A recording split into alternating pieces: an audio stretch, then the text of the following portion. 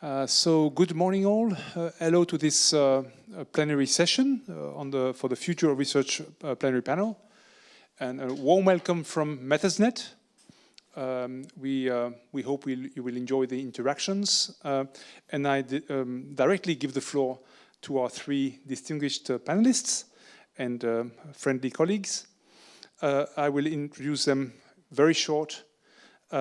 First, Anne Sums is a professor of social sciences at the Faculty of Economic, Social and Political Sciences and Communication at UC Louvain, and is a leader of the JUWA research group, which investigates rural transformations in the African Great Lakes region.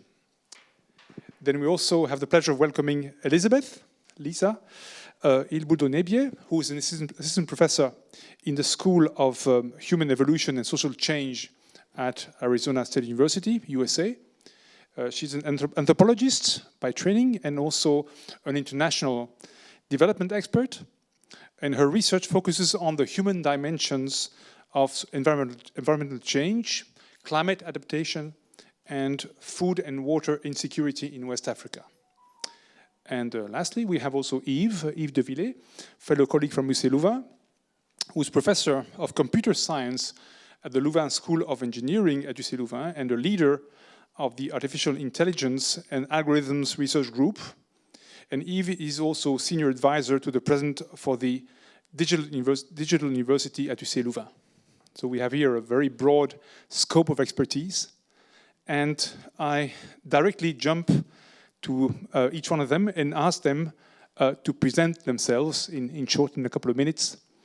So could you please tell us a bit more about yourselves? And let us start with Anne. Hi everyone. I have to look for my voice. My daughter has no voice and she's contaminating me apparently.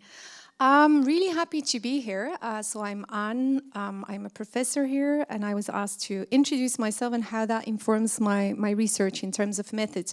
So first of all, when we were doing this game up there, we were all asked to identify ourselves in terms of discipline, and I always find that a very awkward question because I was trained as a quantitative business economist. And then I went doing research in Central Africa, and I kind of got into an existential crisis, seeing that my research methods were completely ill-suited and very wrongly adapted to my research setting. So I transformed into something very different, which means that I no longer qualify as an economist, but I'm also not really a sociologist or an anthropologist or a political scientist. Today I'm working on rural resource conflicts and climate change dynamics. And then again, it's also not exact sciences. So that informs the way in which I teach methods, because I'm a very hybrid species. And that means that you often feel a bit awkward when you have to identify yourselves in clear disciplinary formulas. I work with a team, and for me, teamwork is essential to research. In my team, we work with scholars from various disciplines, but also from various nationalities. And most of my team members are from Central Africa, from the Great Lakes region, which obviously inserts a lot of colonial heritage and colonial kind of like burdens that we have to reflect on, being a Belgian white woman working with black scholars in their region, often badly paid with bad scholarships, because that's the way in which funding works at this point. So we reflect a lot on the power relations and the neo-colonial heritage that we have upon our shoulders. So that also informs the way in which I reflect on research methods, and that brings me to a focus on research ethics. I have been very much involved in reflecting on research ethics and also the emotional impact of research. We work in very difficult regions with population groups that are confronted with huge challenges. So there's a lot of emotional dilemmas involved in our research. But more broadly, I'm also a member of the ethics committee of IACOS here in UC Louvain. And that's a committee, well, it's an institute of social scientists, but with our committee, we try to plead in favor of a reflexive instead of a procedural approach to research ethics. And so that's also something that I'm taking on board here today. Thank you very much. So, Lisa? Good morning, everyone. My name is Elizabeth Ilboudou-Nebié, And as Benoit said, I'm an assistant professor at Arizona State University, where I also work as the director for global initiatives for the Cultural Anthropology Methods program, known in short as CAMP. And I'm here to represent CAMP. I will tell you more about it, but a little bit about myself. I identify as an environmental anthropologist, and just asked me what I'm working on, and I told her I'm working on a bunch of stuff, because as she said, it's really hard sometimes to identify yourself when you're working on different projects. But so far, I've been working on food, water, insecurity projects, and I'm very passionate about methods. And one of the methods, I use mixed methods, and my research really integrates spatial and qualitative methods. And one of the techniques I use in my research that I find quite innovative is participatory mapping. So that involves gathering community members around a high-resolution satellite image of a village and discuss about, try to understand land use and land cover changes. And this type of collaboration is very important, because when you just look at satellite images or GIS maps, just looking at them alone doesn't really tell you much about environmental changes. It's when you start talking to people that you are able to understand the mechanism behind the changes that you see on the ground. So at CAMP, and I have to tell you about CAMP because I'm here to represent CAMP. So at CAMP, we are working on improving teaching research methods. All of you here know that when you are able to master research methods, you can produce reliable, rigorous results that can impact social and economic development and also social change in the communities where we work. So that's why we're really interested in advancing research method.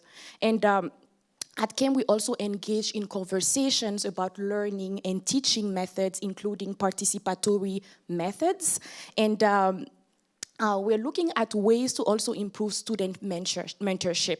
Many of us here are faculty members, and we have students who are working on designing their research.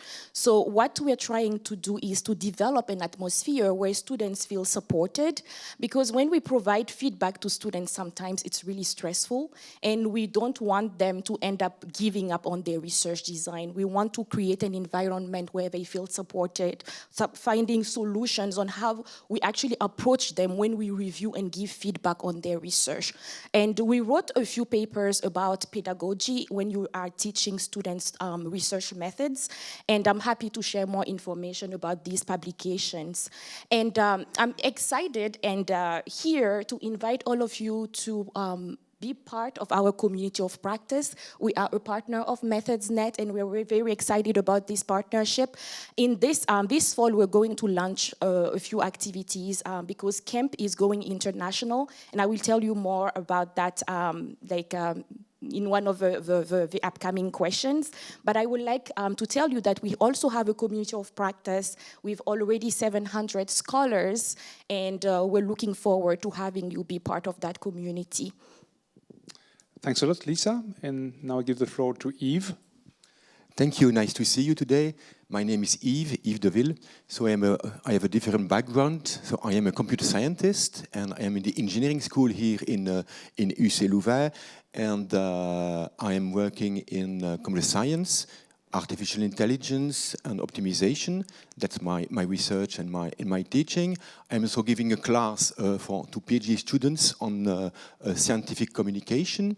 And for 10 years, I was senior advisor to the president for open education and for digital university. And in these years, the idea was to set up an open university to promote openness, because we are a public university. So it was very important for us that all what we are doing here can be shared to everyone around the world. What we do is teaching. It is called open education, so that our classes, our material should be open to everyone. And also we are doing research, so it means that all what we are doing, publication, data, and so on, and software should also be open. That's open science. And also what we are doing to the society we should help society with the idea of openness. And more recent activities, I am leading a working group here in the university on the responsible use of generative AI for teaching and for research. So what I would like to discuss today is these 2 points of views applied to research methods. So the 2 points of view of open science for research and generative AI for research. And the idea, in the second question, I will address what are the potential of these approaches, open science and generative AI, to research and to research methods. And then in the third question, I will address the drawbacks and the potential limits that are inherent to open science, but also, and more importantly, to generative AI, because we have to learn, new researchers, what are those limits and how to use, in a responsible way, these tools. Thanks a lot to all three of you. What I observe is that all three of you are located at the intersection of different fields, different disciplines, and also that you all face challenges and you observe evolutions and you contribute to evolutions in doing research and using the adequate methods. So let us move to the second, more substantive or more precise or focused question, which is, what excites you most about the future of research methods in the current fast changing environment? So perhaps I will first give the floor to Anne. Yeah, I'm going to comment on 3 buzzwords. And these 3 buzzwords are interdisciplinary, decolonial, and participatory. These are the words that we use these days, particularly if we're interested in research methods. They're really interesting words because there's a lot of discourse hidden beneath the surface. So let's start with interdisciplinary perspectives. There is increasing buzz about combining different disciplines. It's perceived to be sexy these days to say that we do interdisciplinary research. And it's also very interesting to join each other coming from different disciplines or to combine different disciplinary perspectives within one research project. But it's still often difficult to sell this kind of science in the more conventional streams of research outputs. So I think this is an exciting evolution, but which brings us to a broader reflection on how research is done, what kind of research is being put on a platform, and also how we engage with what comes out of this interdisciplinary research and giving voice to it. So there's still a lot of buts in relation to what interdisciplinarity means. Second buzzword, decolonial. Myself, as I already said, being a Belgian white woman working in Africa, where my own country has a huge colonial responsibility, we have to engage with decolonial perspectives. But at the same time, I see this buzzword popping up kind of like everywhere. People claiming I'm using decolonial methods, I'm using decoloniality as a point of departure, which often is just a scratch layer of, a discursive tool to sell things that often have been done for a very long time. And so I think we need a very critical reflection on what decoloniality means in research, particularly also in terms of power relations that are embedded within a very neoliberal world. The academic enterprise is a very neoliberal world, pushing us to performance in a very particular way, and also creating opportunities and chances in a very particular way. So, for example, I work myself in South-North research collaborations in which I see that my own power is way bigger than, for example, partners in the Global South. We have to reflect on what that means beyond the fact that the money passes through my hands and that I am, in the end, the end responsible. But it really frames the way in which research can be done and the space that this generates for partners from the Global South to be part or not fully feeling part of the project. We often think, us scholars in the Global North, we often think that good intentions are sufficient to level the scales in terms of power relations, but that is not at all true. So we have to really reflect on that, and also on how we interact with research participants and the power relations that exist between us scholars and research participants who play a part in this well, science business, but for whom the benefits coming out of the research are often very limited, and particularly when those people are living in very difficult circumstances that can lead to huge disappointments, and so we need increased space for their voices. Then the participatory part, and I'm really interested in listening to Lisa also on this perspective, very interesting and very important, because that's a way of giving space to research participants to be more fully part of a research project, but how to avoid instrumentalization of these perspectives for the sake of science. To reflect on, for example, the use of maps. In Central Africa, we've often seen that people were very reluctant to engage in these participatory exercises in which maps would spell out what exactly happens on the ground, because that gives additional tools to people with a lot of power to use those tools, to use that information against people on the ground. And so when we use participatory methods, we also have to think about how those methods allow us to get access to information that we should maybe not diffuse. In our own perspectives, we're using theater as a research method. Really interesting, because it allows researchers to engage with what we call hidden transcripts. But when we catch those hidden transcripts, for example, for us looking at resistance dynamics, up to which point do we have a right, even if everything is arranged in terms of consent, etc., but up to which point do we have a right to really diffuse and access, well, make things accessible and publish about these perspectives? This needs a very thorough ethical reflection, and I will come back to that in the next question. So interdisciplinary, decolonial, and participatory, great, and we have funding mechanisms today that dare to take the risk to invest in non-conventional approaches, which is cool. We see these projects where they ask us to do high risk, high gain. And that's really cool when we write the project. But then when we win the project, we often see that the way in which the research has to organize itself is often much more conventional, and that the research architecture is not necessarily adapted to that high risk, high gain. So that's also a thing to reflect on. Thanks a lot, Anne. Lisa, do you want to bounce back? There are some intersections, or you have very different points? Yes, I actually invite everybody to attend the workshop that we will be leading on participatory methods, because that's really where we will be able to address these questions. We really need to think critically about participatory methods, not because it's a fashion, but because we need to be aware that this is also a method that can continue to perpetuate in unequal power relations. So what excites me about the future of research is the growing opportunity that we have to discuss research methods at conferences like this one.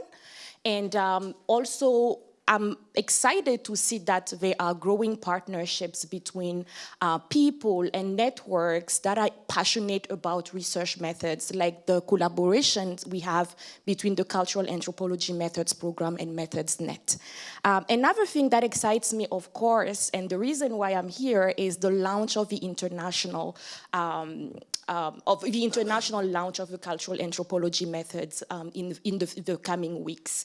And we are launching an online curriculum with about 15 modules and 50 lectures on a range of mixed methods used in anthropology and also related fields.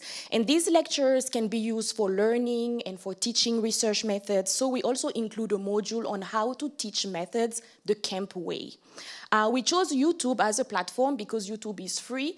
And based on previous discussions we had with researchers internationally, we actually discovered that language is a major problem. So we chose YouTube because the lectures can be auto-translated. And we also had a few panels that we decided to run in 8 languages other than English. So we have panels that were run in Swahili or Chinese, Guarani, and also French, and there are many other, like there are 4 other languages.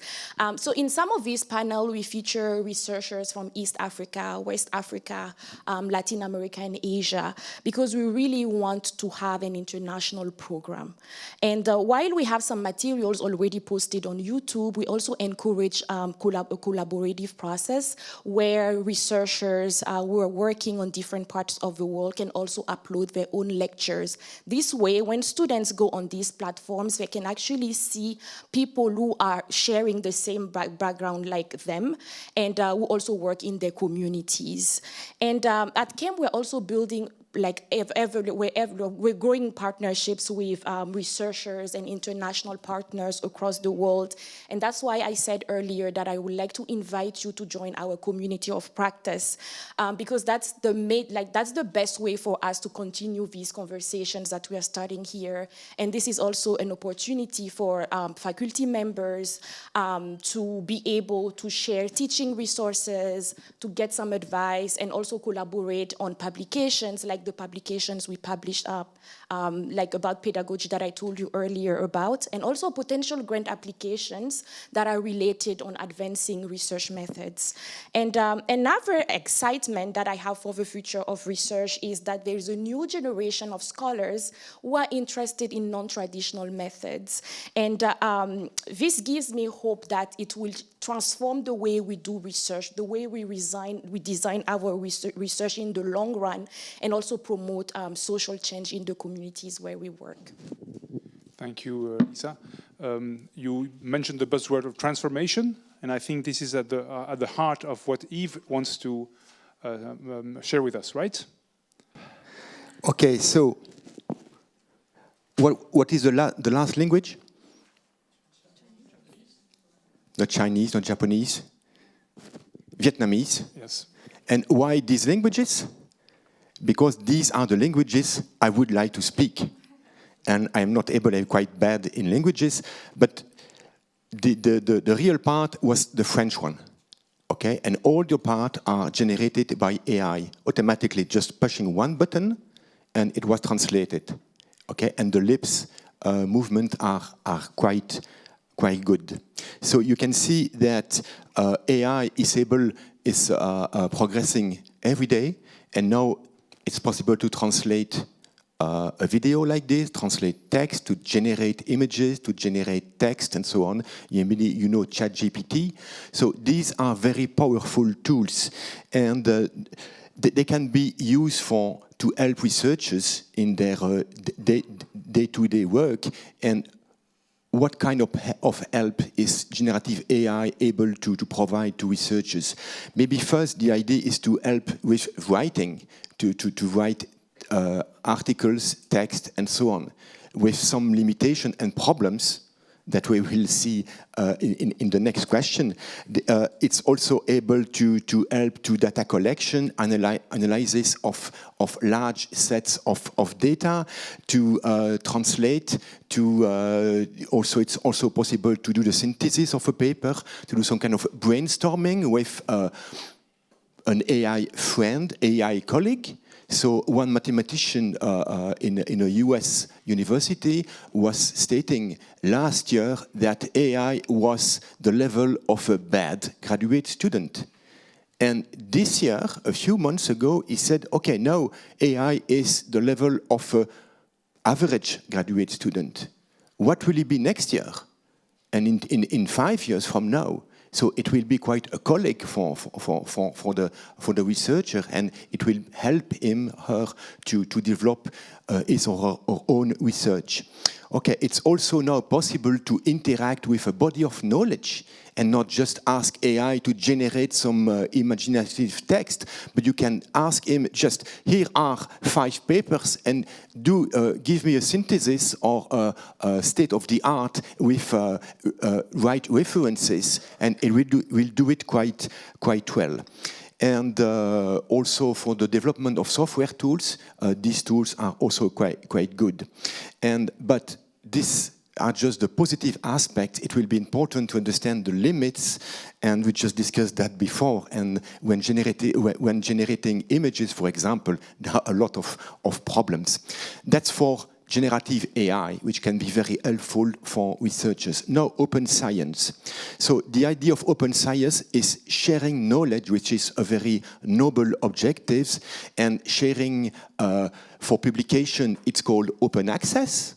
For data, it's called open data, and for software, it's called open source. But the names are not very important. What is important is the objective. It's to give everyone the possibility to access freely and to redistribute knowledge everywhere. Okay, so it has been shown that with this open science approach, that increase transparency for research, that increase also reproducibility, collaboration, accountability, equitable access. Those are very important for open science. One objective was also to reduce the cost of access to knowledge, and because subscriptions were very heavy, so you have the big publisher, and it was almost impossible for universities without a lot of money just to spend, just to be able to access to subscriptions. For example, in my university here in UC Louvain, the cost for 1 year just for subscriptions is €4 million a year. 4 million euro a year. That's huge. It's just incredible, and just a way to give money to big publishers. That's public money that is given to publishers. That's public money used to do research. We are doing the research, we are doing the review, we are giving away copyrights to publishers freely, and they're selling back publication to us. There is something strange in this system. Okay, but I don't want to go too much in this. Okay, so the idea of open access was, okay, let's change the system. And we publish papers, and this paper will be freely available to everyone. But it seems that will solve the problem. To open science, it's a nice idea, but for open access, you will see that it's a nightmare, and I will discuss that in the third question. Okay, thank you, Yves. So all three of you have raised current, let's say, challenges already, and each one of you has taken, I would say, reflexive view, right, on what's happening. We are all players in these changes, not only observers. So as a third and final question, I would like to ask you, all three of you, from your perspectives and giving your experiences, what is one specific challenge that you anticipate for research in the future, and should we or can we prepare our students to, and in particular also junior researchers, but also perhaps younger, more junior students, BA, MA students, to address this challenge in particular? Anne, you want to start? One. I'm going to rebel, Benoit, because I have two. Okay. We're also going to reflect on this in our workshop with Kyra on responsible research. I'm also going to do a bit of promotion. But I think one of the biggest challenges we have to reflect on is privilege in science. We have to really think about how privilege shapes access, but also opportunities within the scientific world. And I'm particularly thinking of students from the Global South, students from diaspora, students from less privileged backgrounds, students who don't speak English, students who don't have access to all these beautiful tools. And even if we call them open source, there's still a lot of problems with access to internet in large parts of the world. And also in terms of time, when people have to work or have to occupy themselves with other things than being involved with science, they don't necessarily have the time to develop their potential. So we have to really think on how to engage with less privileged parts of the society, whether that is in the global north, the global south, and also because these people often have very innovative ideas of how to engage with parts of the world, groups, methods that are more fully engaging with research participants, but it often lacks space in the academic enterprise. And in my 20-year career, I see the element of privilege increasing rather than decreasing. So that's something I'm very worried about. And the second thing, given that I'm going to rebel, is I think we need more backing for researchers. We're today in a very competitive model. I don't believe in competition for good science. I believe in collaboration.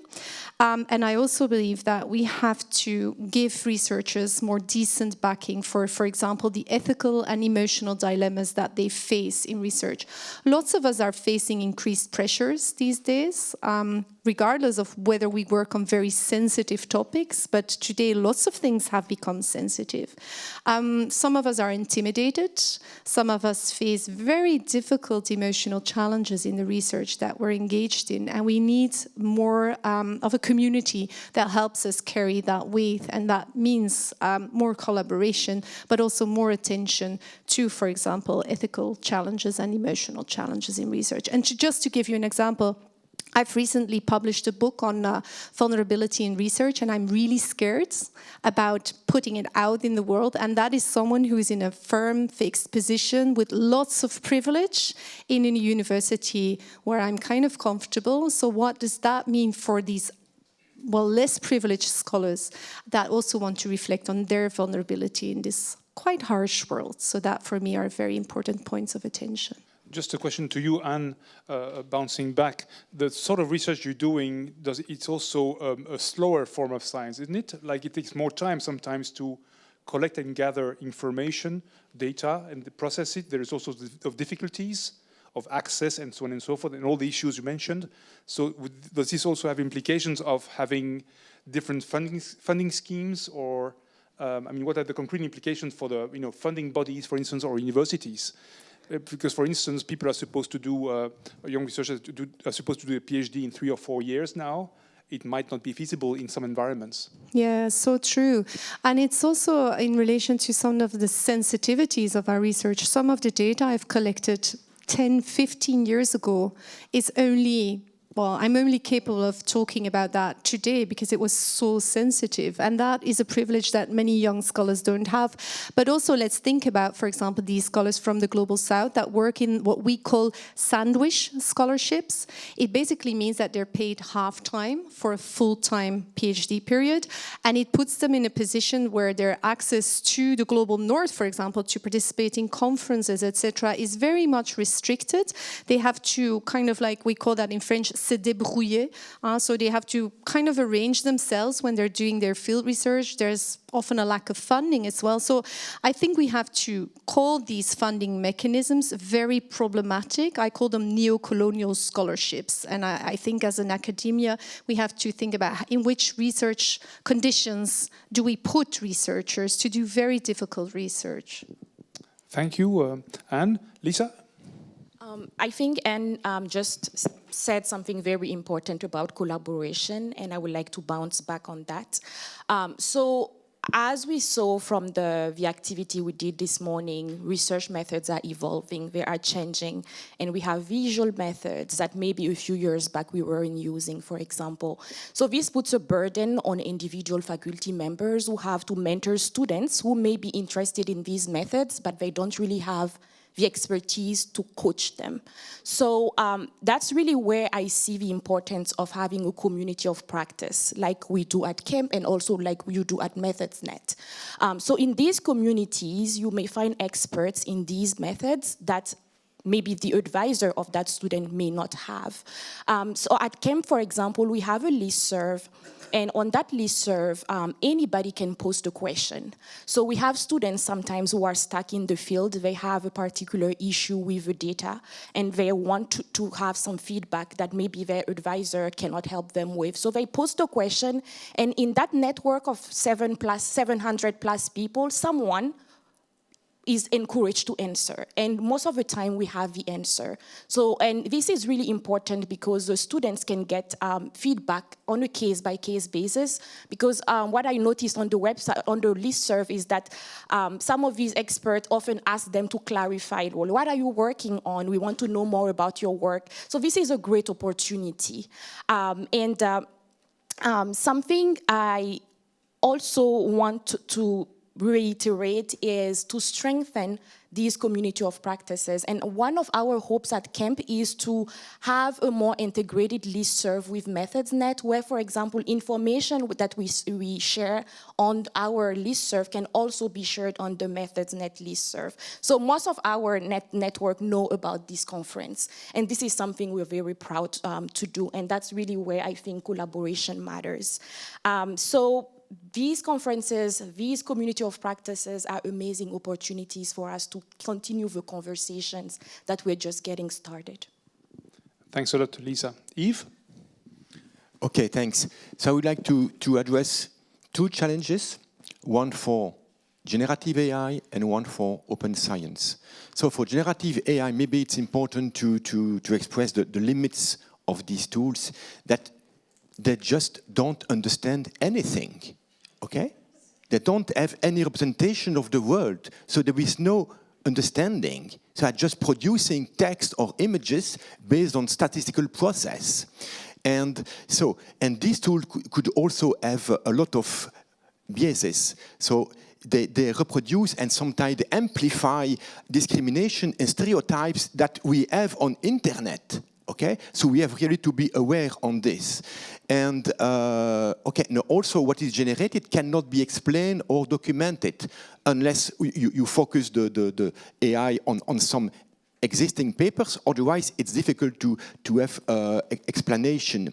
And also, Anne told us that this could also reinforce the digital divides for people without access to internet or without access to a computing power and so on. This is also quite important. And I should also mention the environmental costs of all these tools, which is very, very important, and also the concentration of these tools to big players, mostly US players, that also raising some concern.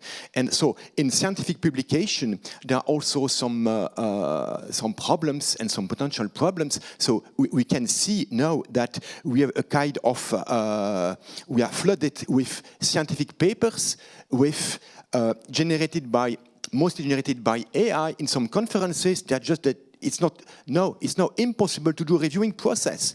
Too much papers compared to the reviewing process. So how is it sustainable to continue to have a peer review process for research? Maybe it will be impossible in a few years. So what will be the future of scientific publication? So for me, the challenge here is how to train students to use these tools in a responsible way, to understand the limits of the system and to exploit them in a responsible way with ethical issues, and also to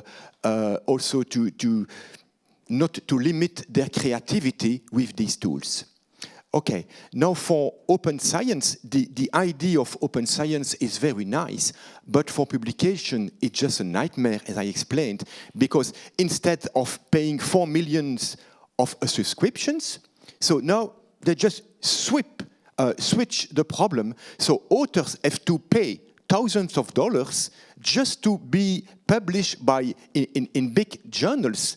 And now it's impossible to pay subscription, but it's now also impossible to publish in a journal in open access if you don't have the money. So what's the solution?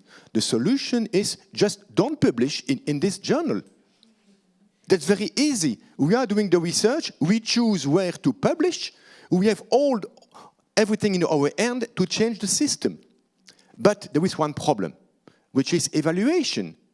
Because evaluation, you have to publish in a big journal with a large impact factor. But who is evaluating researches? We do it, okay? So we can change also evaluation, okay? So is it possible to do it? Yes, you have a lot of declarations. So here, UC Louvain, we are in the COARA, in the COARA, which is Coalition for Advancing Research Assessment. So it means that don't base assessment just on quantitative indicators, but on qualitative judgment. And that's very important in all research domain. And we should give opportunity to research to explain what their contributions are, and not to have predetermined indicators. We should let them explain why what they are doing is nice and important in their domain. And if we change evaluation, then we can have the objective of open science, which is opening without increasing the cost, by reducing the cost. Instead of publishing in some international journal very expensive, you can publish somewhere else and put your paper in what is called green open access. Green open access is putting your paper, the draft, or the paper before the final mise en page, okay, available in an institutional depot in your university, in somewhere else, that your paper will be open access and will be also that will not cost you a lot of money. So the challenge here is to have a new vision of publication for researchers, for using open access, but more importantly, to change the vision of what evaluation of research is. And that's not only for us, maybe more senior researchers, especially me, but also for young researchers to explain them, look, what is important is to be able to explain that you are doing good research and not only to publish in major journals. Okay, thanks a lot, Yves. So let's have an exchange between the panelists. Do you want to challenge each other or to have a dialogue on any key point? In particular, here in particular, I see that we've covered a lot of ground, right? From the societal embedment of a research, right? Points that you mentioned in particular, and Lisa, but also back to our societal role. I mean, this point was also raised by Yves. Do you want to anything you want to bounce back upon? Yes, please, Anne. I'm going to bounce back to Yves. I find that amazing, and I'm really happy that you're my colleague and that we're defending this position at this university, because I fully agree. But I think there's one big but. When you're in our position, you can kind of like assume the position of being a rebel. And I'm also a rebel. Like, for example, in my CV, I've put a statement in my CV, I no longer publish as a single author. Point. In my position today, being a professor, working with a team, none of my research is the individual fruit of my own single contribution. So I no longer do individual papers. And I can do that as a statement because I am in this position where I've published a lot, I've proven that I'm capable of performing in the system, so now I can be the rebel. But when I work with African scholars that are already in a very underprivileged position, I teach them how to perform in the system because it's their only chance of making a chance for a continued career in academia. And so I think as professors, we have to be very realistic about who has the liberty to be a rebel and who doesn't. And when they don't, we have to help them to perform within the system to make sure that increased number of underprivileged voices and perspectives can get into the system to then also, well, let's hope, join us in our rebelhood. The second thing is that it's not that easy to be a rebel, because I'm very happy, Yves, that we're defending this position. But a lot of our colleagues don't. And a lot of our colleagues are also part in these evaluation commissions, and they still look at the number of publications, the impact scores, etc. So we need an institutional perspective to that, and beyond our institution, because our PhD colleagues, our postdocs are not necessarily going to be professors in this university. So we need a common statement, and that's why these common declarations are so important. But there's a lot of institutions bouncing back to the rebelhood as well. So that's one of my perspectives. How can we reinforce rebelhood, and how can we make sure that we're not imposing our rebelhood to younger scholars in a much more vulnerable position than we are? Maybe I will answer this because I fully agree to what you said. I am teaching to young PhD students what open science is, to to young academics what open science is, what are the objectives, the dream of open science, and at the end I say, it's okay, but don't do it. Don't do it now, because you have to build your own career, and you have to play with the existing rule for the moment. So it will be a suicide just to publish always in some obscure journal. And okay, you have to follow the rules. So I totally agree with you. And I think it's even more important for people in Africa where the conditions are worse than here. Okay, so they can't do the rebelhood. Okay, I agree totally with you. And the idea is to change mentality slowly. And we have to start somewhere. And we, as seniors, we can do it. And we can show the way to do it. And maybe to say to young researchers, okay, maybe that's your objective. And maybe once every 10 papers, maybe think about doing it in a less important journal. And with respect to colleagues, you are right. Some of them are very old-fashioned, and so the way to change it is to have real rules for evaluation and to force them to apply guidelines. What is evaluation? And that's what universities are doing now. So I think I am a little bit optimistic. I am an earlier career faculty, so I need tenure, and a lot of us are in the same position. And when you need tenure, you have to bend by the rules, right? So I see what you mentioned as ideal, but when you are at an early career stage, it can be challenging. But what I think I'm very lucky because I'm in a department where we actually value co-authorship and we give it the same value as single authorship. So you will see that a lot of people in my department, we publish together. So this actually lowers the burden on early career faculty because I know I don't have to publish alone to have full credit for the work that I'm submitting. Yeah, I had something else to say that I completely forgot. Yes. Oh, I just remembered it. So we are working with people. For example, most of my research is in Burkina Faso and also in Senegal. And so we try to include scholars from these communities in the papers that we work on. So it doesn't, even if, for example, like personally, my research assistant was part of a paper that I published because I feel like I wouldn't have been able to publish the paper without him. He may not need it because he's not an academic, but I feel like it deserves to be on the paper.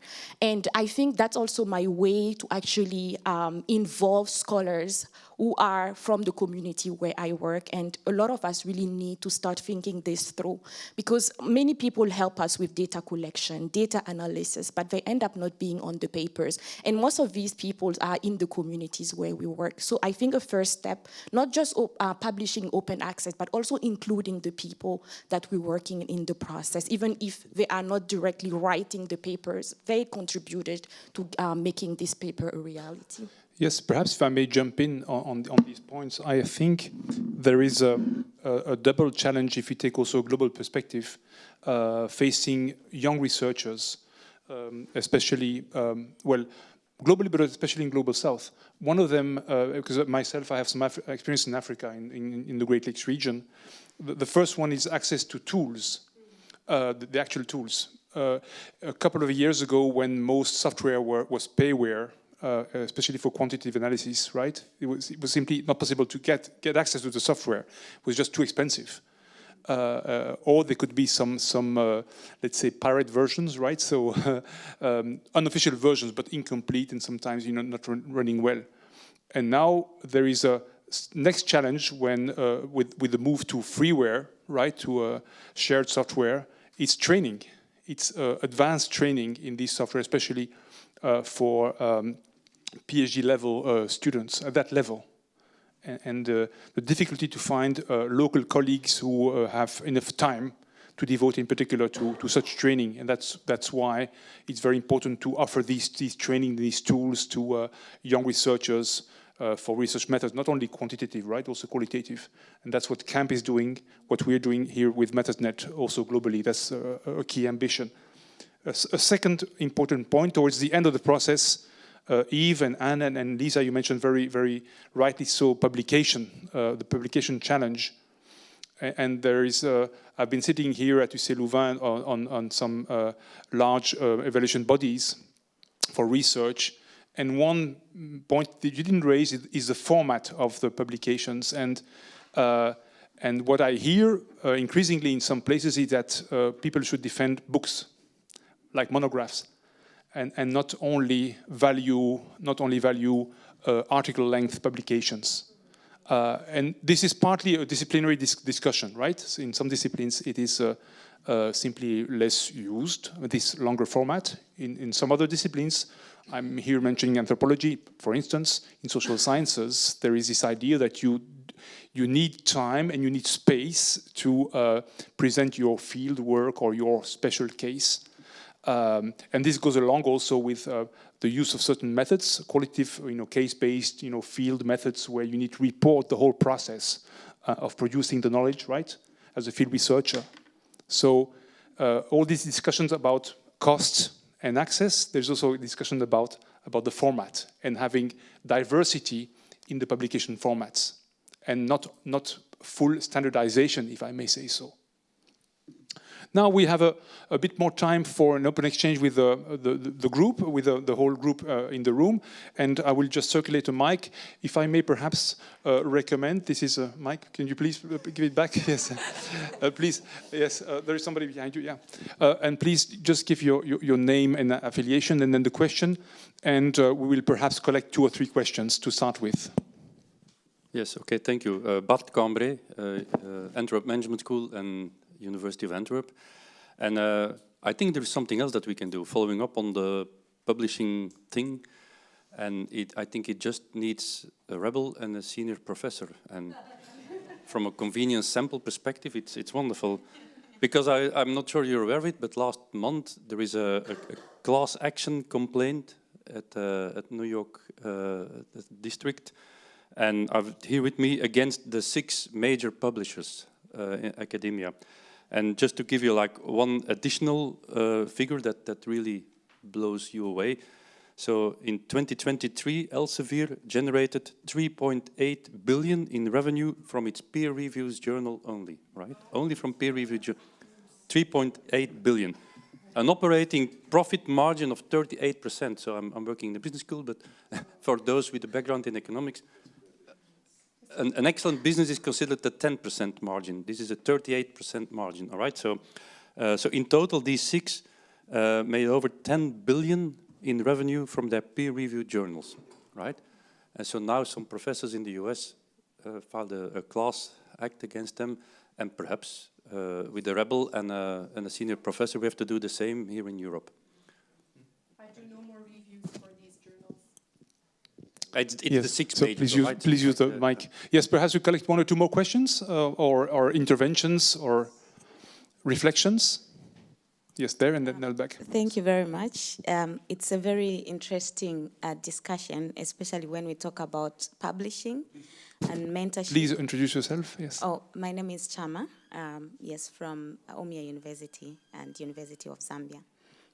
So it's a very interesting discussion.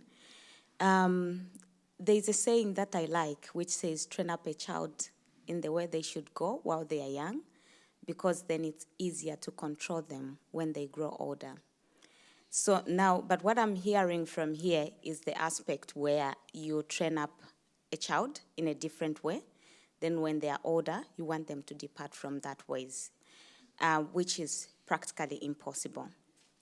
And I think it applies also to if I am from the Global South, and you teach me to publish in a specific way, and then when I reach a certain age, after I have passed on that knowledge to others, then you tell me to change. I think it becomes very difficult. I personally believe that if there is a shift in the way the publishing is done, radical decisions need to be made. And that might include going back to demystify the myths that we have put up. Most of the universities that are in developed countries act as examples to the universities that are in Africa, for example. And it's starting with changing the universities that we have here, and that can easily have trickle the effects quite easily into the African continent. And I'm proposing some of the things that can be done. There are still many among us who are still editors of these journals.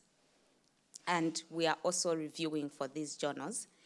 And the other way is to simply create our own journals, because we are doing this, we are doing the actual work. Like among us, there are people who have experience as being editors.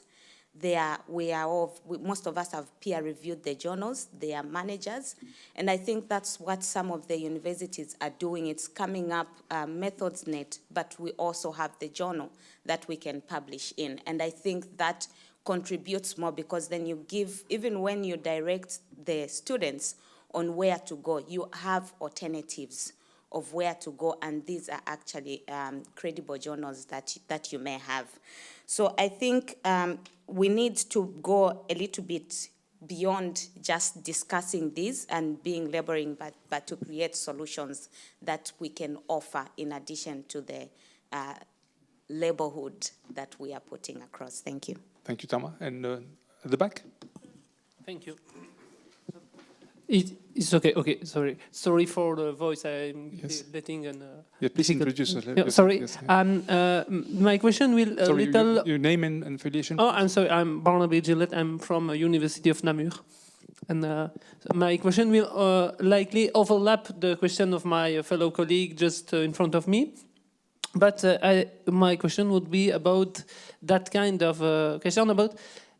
Is the possibility that we now have more scholars and researchers of high level of education, high level of resources in the global south, and lever and help to fight against the kind of domination of financial institutions, etc., around the academic review, etc., like Sir said before, of the money they made in these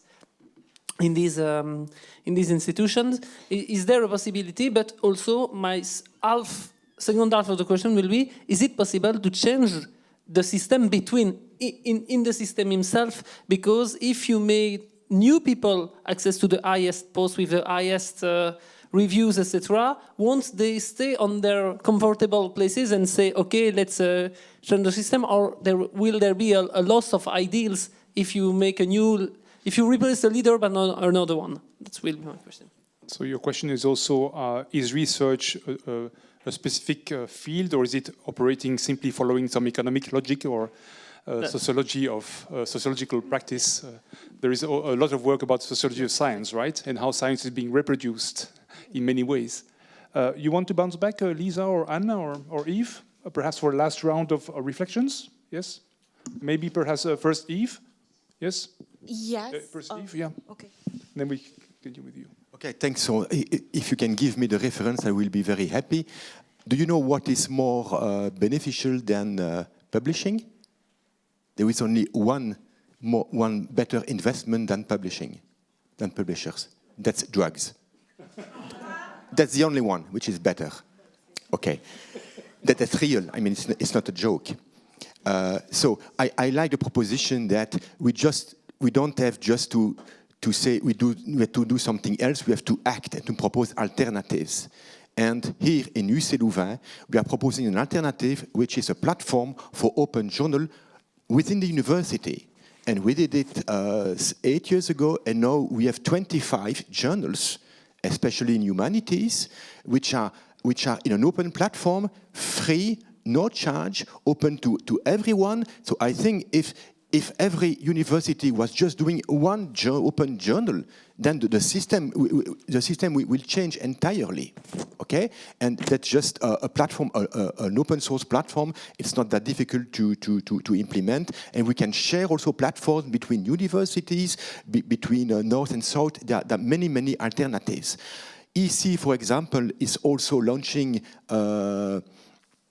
its own platform for open access, which will be free for everyone, and that's also a possible alternative. You mean the European Community? The European Commission, sorry? Yes. The European Commission, okay. Yes, EU, yes. EU and the EC, yes, the European Commission is, and this will be a platform for everyone to publish free, no charge, and also open access to everyone.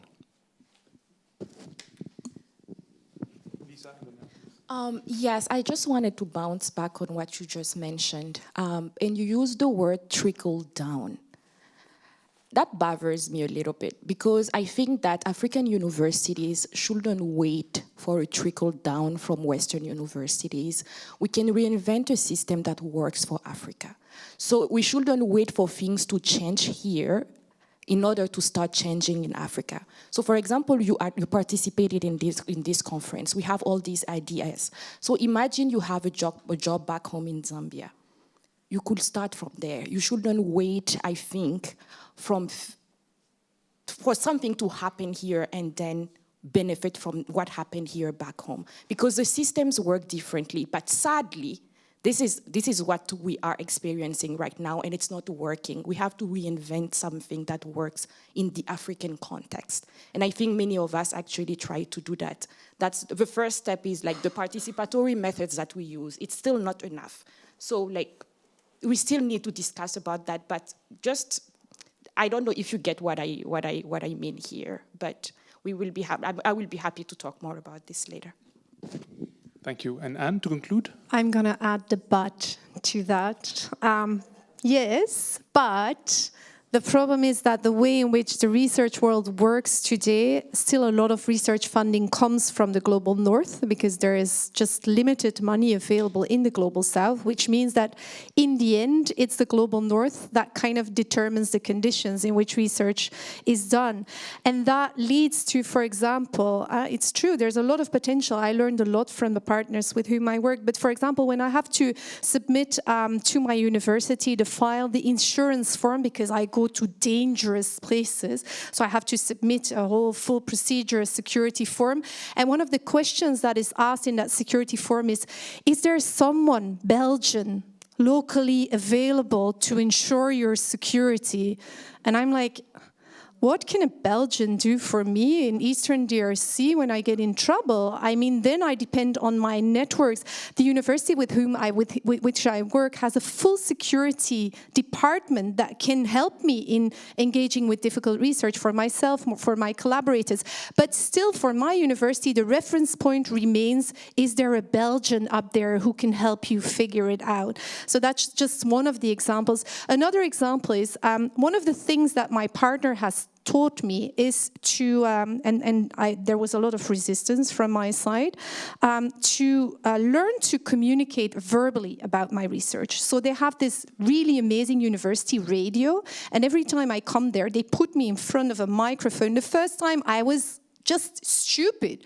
I wasn't able to explain my research in simple terms on a radio schedule that is reached in the whole region. So that is a science communication method that I had never caught in my education. So it's not just a matter of when we do these global north-south collaborations, it's not just a matter of the global north going south and explaining people how they should do their research and how they should participate in our kind of game with our kind of rules and our kind of power structures.